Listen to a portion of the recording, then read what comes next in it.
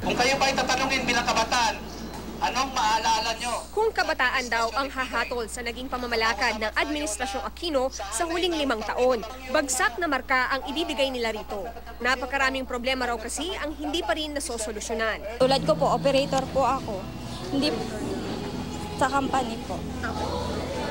Lagi na lang po akong na-e-endon. Hindi po sapat yung sahod ko. Sa lahat po ng sinabi niya, kakaunti lang po yung nagawa niya. Katulad po ng mga traffic sa EDSA, hindi po niya mapaayos yung mga daan. Gumawa ng iba't ibang artwork ang kabataan chapter ng grupong Partido ng Manggagawa para ipakita ang kanilang pagkadismaya sa pamahalaan. Sa pamamagitan ng mural na ito, tinukoy ng mga miyembro ng Partido Manggagawa Kabataan ang 5 pangunahing issue na di umano ay naging pagkukulang ng Administrasyong Aquino.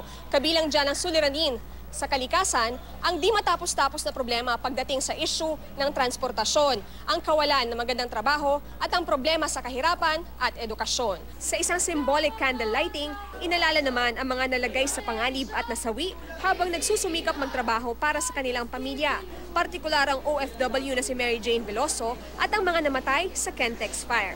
Halos 60% ng out of more than 3 million na walang trabaho ay mga kabataan, age 18 to 25. Bagamat sinasabi ng ating gobyerno, umunlad tayo in terms of GDP, GNP, pero hindi siya nakapag-generate ng maraming trabaho. Victoria Tulad, GMA News.